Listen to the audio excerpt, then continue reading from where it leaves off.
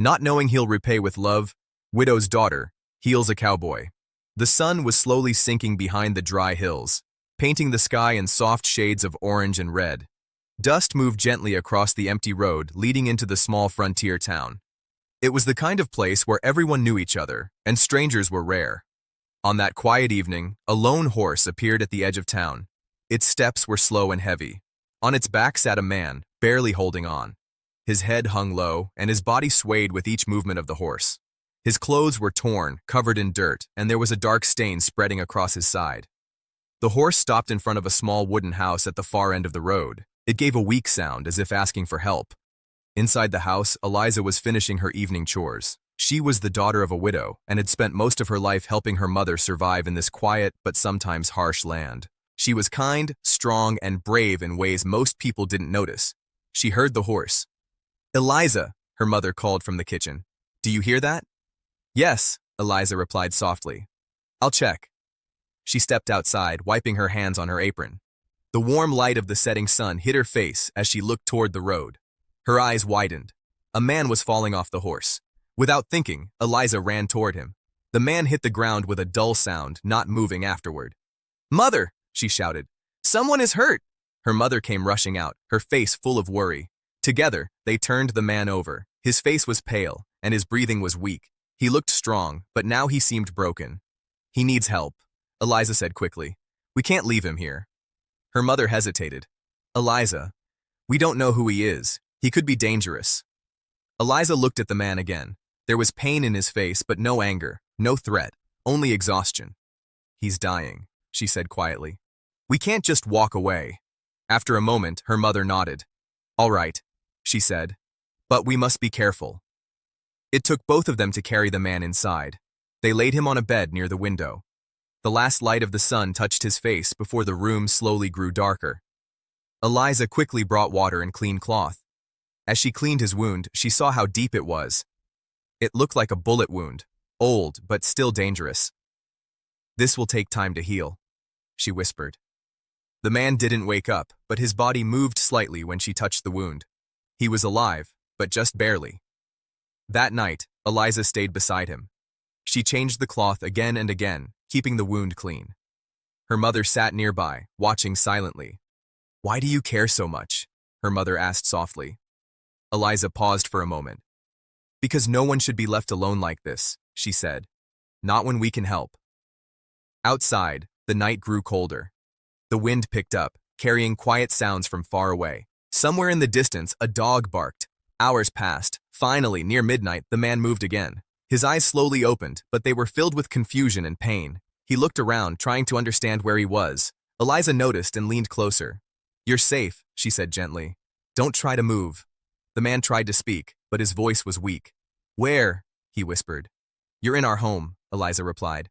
"You were hurt. We brought you inside." He looked at her, his eyes sharp despite his weakness. For a moment, it felt like he didn't trust her. "Why?" he asked. Eliza gave a small, calm smile. "Because you needed help." The man stared at her, as if trying to understand something deeper. Then his eyes slowly closed again, and he fell back into sleep. Eliza watched him quietly. She didn't know who he was. She didn't know where he came from. But something told her his story was not simple. Outside, the wind carried dust across the empty road. And somewhere far away, trouble was already on its way. Morning light slowly filled the small room. The soft glow touched the wooden walls and the quiet bed where the wounded cowboy lay. Outside, birds sang gently, and the town began its usual day. Eliza was already awake. She sat beside the bed, carefully changing the cloth on the man's wound. His breathing was stronger now, not as weak as before. That gave her hope. "He's getting better," she said softly. Her mother stood near the door, watching. "Better, yes," she replied, "but we still don't know who he is." Eliza nodded but said nothing. Just then, the man moved again. His eyes slowly opened, clearer this time. He looked around the room, more aware than before. When his eyes met Eliza's, he didn't look confused anymore. He looked careful. "You're awake," Eliza said gently. "How do you feel?" The man tried to sit up but winced in pain. "Don't move," she said quickly. "Your wound is still fresh." He stopped, breathing slowly, trying to manage the pain. After a moment, he spoke. "How long have I been here?" 2 days, Eliza answered. He seemed surprised. 2 days. Yes, you were badly hurt. The man looked at his side, where the clean bandage was wrapped. Then he looked back at Eliza. You helped me? Yes, she said simply. He was quiet for a few seconds. Why? He asked again, his voice low. Eliza gave the same calm answer. Because you needed help. The man studied her face, as if trying to find something hidden. But there was nothing there. Only honesty. Finally, he sighed softly. My name is Cole, he said. Eliza, she replied. And that's my mother. Her mother gave a small nod, still cautious. Cole leaned back against the pillow. He looked tired, but there was strength in his eyes now. Thank you, he said quietly. It was the first time he sounded truly sincere. Over the next few days, Cole slowly regained his strength. He didn't talk much, but he observed everything. He watched how Eliza worked from morning to evening, cooking, cleaning, caring for the house, and helping her mother. He noticed how simple their life was, yet how peaceful it felt. Sometimes, Eliza would catch him looking outside the window as if expecting something, or someone. One afternoon, Cole managed to stand up for the first time. You shouldn't, Eliza said, moving closer to help him. I need to, he replied. He walked slowly, holding onto the wall for support. Each step was painful, but he didn't stop. He stepped outside, taking a deep breath of fresh air.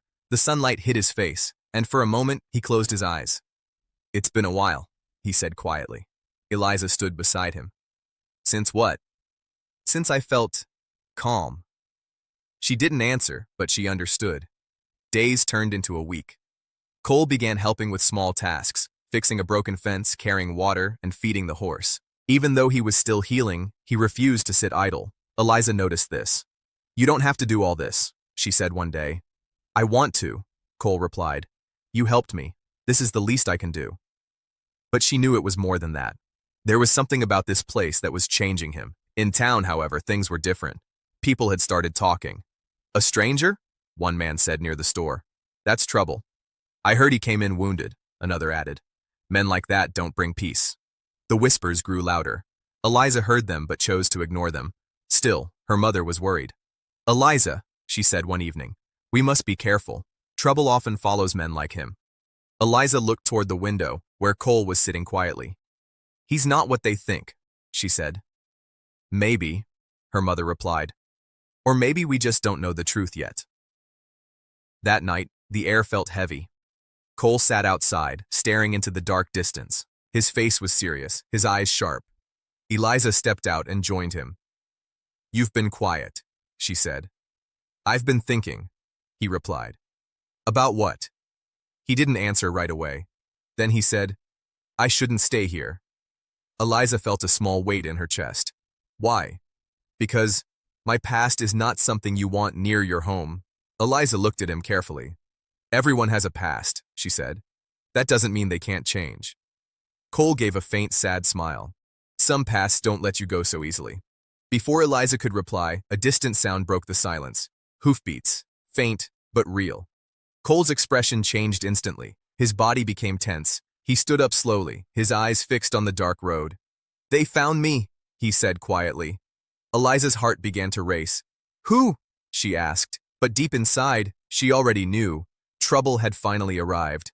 The night air felt colder than usual. The sound of hoofbeats grew louder, breaking the quiet of the small town. Dust rose in the distance as shadows moved closer under the dim moonlight. Cole stood still, his eyes fixed on the road.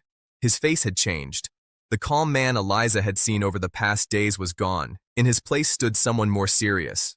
Someone ready. They're here, he said quietly. Eliza felt fear, but she stayed beside him. Who are they? Cole took a slow breath. Men I used to ride with. Her heart sank. Outlaws? He nodded once. Yes. Before she could say anything more, 3 riders appeared at the edge of the property. Their horses stopped suddenly, and the men looked down at Cole with cold smiles. Well, look who we found, one of them said. He was tall, with a rough voice and sharp eyes. The others stayed silent, but their presence alone felt heavy. Cole stepped forward, placing himself slightly in front of Eliza. You shouldn't have come here, he said. The man laughed softly. You think you can just disappear, Cole? After everything? I walked away, Cole replied. That should have been enough.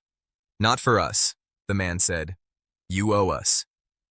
Eliza looked between them, trying to understand. What does he mean? She whispered.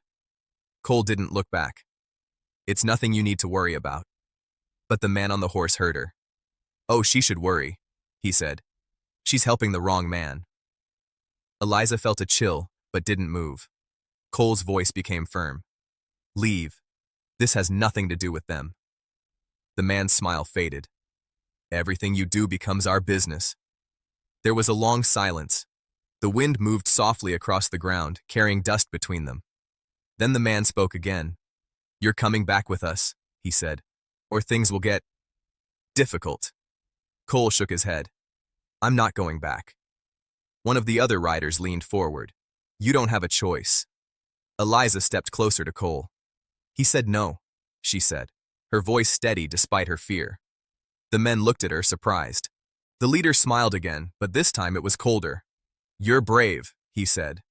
But this doesn't concern you. It does now, she replied. Cole turned slightly toward her. Eliza, go inside.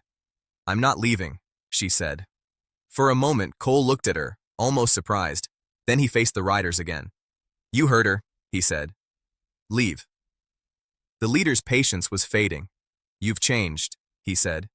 Living in a quiet place, pretending to be someone else. I'm not pretending, Cole replied. I'm trying to be better. The men exchanged looks, then laughed. Better? One of them said. Men like us don't become better. Cole didn't answer. Instead, he stepped forward again, his voice calm but strong. I won't go with you, and I won't let you hurt them. The leader sighed, as if disappointed. That's a mistake. For a moment, it felt like everything would break into chaos. But then, the leader raised his hand, stopping the others. Not tonight, he said. The other men looked confused.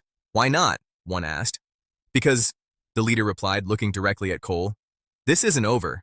He leaned slightly forward. We'll be back, he said. And next time you won't be able to hide. With that, he turned his horse. The others followed. The sound of hoofbeats slowly faded into the distance, leaving silence behind. Eliza let out a breath she didn't realize she was holding. They're gone, she said softly. For now, Cole replied. He stood still for a moment, then finally relaxed his shoulders. Eliza looked at him. You didn't tell me everything. Cole didn't deny it. I didn't want to bring this into your life, he said. But it's already here, she replied. There was no anger in her voice, only truth. Cole looked down for a moment, then back at her. I used to ride with them, he said slowly. We did things I'm not proud of. Eliza listened quietly. One day I refused, he continued. I walked away. That made me their enemy. And now they want you back? She asked. Or gone, he answered. Eliza felt a mix of fear and sadness. But you're not that man anymore, she said. Cole looked at her, his eyes softer now. I want to believe that, he said. You should, she replied. Because I do. Those words stayed in the air between them. For the first time, Cole didn't look like he was running, but he knew the truth. This wasn't over. And next time, they wouldn't just come to talk. The next few days felt quiet. Too quiet. Eliza could sense it. The town looked normal, people moved as usual, but there was a feeling in the air that something was coming. Cole felt it too. He spent more time outside, watching the road, fixing things around the house, making sure everything was in place. He didn't say much, but his actions showed one thing clearly. He was preparing. One evening, as the sun began to set, Cole stood near the fence, looking far into the distance. Eliza walked up beside him. You think they'll come back? She asked softly. They will, Cole replied. Men like them don't stop. Eliza folded her hands, trying to stay calm. Then we face them. Cole looked at her. This isn't your fight. It became my fight the moment they came here, she said. Cole didn't argue this time. Deep down, he knew she was right. That night, the wind grew stronger. And then, the sound came again. Hoofbeats, louder than before. This time there were more of them. Cole's eyes sharpened. Inside, he said quickly. But Eliza didn't move. I'm not hiding, she said. Cole looked at her for a moment, then nodded slightly. Stay close. Soon, several riders stopped in front of the house. The same leader stepped forward, his face serious now. We gave you a chance, he said. Now it's over. Cole stepped forward, standing between them and the house. It ends tonight, Cole said. The leader looked around. Nice place, peaceful. Shame if something happens to it. Eliza felt fear, but she stood firm. Leave us alone, she said. The man glanced at her, then back at Cole. You see, he said. Your choices bring danger to others.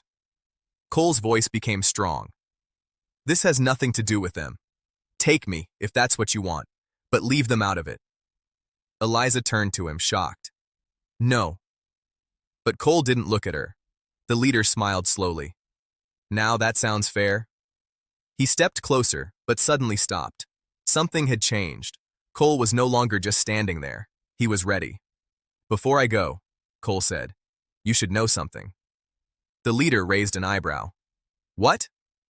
I'm not the same man who rode with you, Cole said, and I won't let you hurt innocent people. There was a long pause. The wind moved between them, carrying dust across the ground. Then, something unexpected happened. One of the riders behind the leader spoke up. This isn't right, he said quietly. The others looked at him. We came for him, not for them, he added. Another rider nodded slowly. The leader's face grew tense. You're forgetting who you ride with. No, the rider said. Maybe we're remembering. For a moment, everything felt uncertain. Cole watched carefully. He didn't move, but his eyes showed he was ready for anything. Then the leader sighed, clearly frustrated. This isn't finished, he said again, but his voice had changed. He looked at Cole one last time. You've chosen your path. And you've chosen yours, Cole replied. The leader turned his horse sharply. Let's go, he said.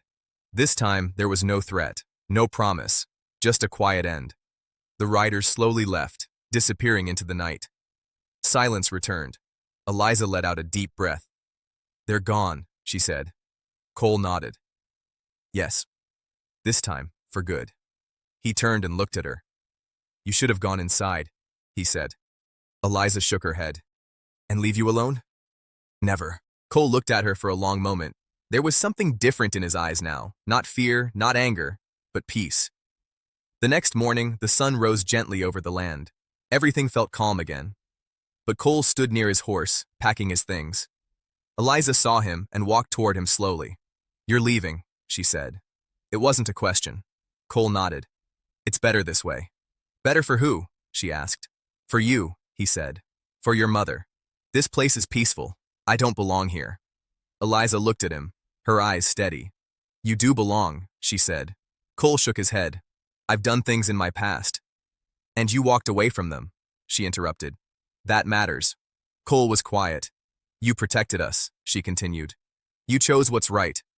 He looked at her, unsure. I'm not that man anymore, he said softly. Exactly, Eliza replied. So why are you still punishing yourself? Those words hit deeper than anything else. Cole looked down, thinking. Then he slowly looked back at her. What if I stay and I bring trouble again? Eliza gave a small smile. Then we face it together. There was a long silence. Then, for the first time, Cole allowed himself to believe something he hadn't felt in years. Hope. He stepped away from the horse. You're sure? He asked. Eliza nodded. Yes. Cole took a deep breath and looked around. The small house, the quiet land, the place that gave him a second chance. I think I'd like to stay, he said. Eliza smiled softly. And in that quiet moment, something new began. Not because it was expected, but because it was real. A love built not on promises, but on trust, courage, and second chances.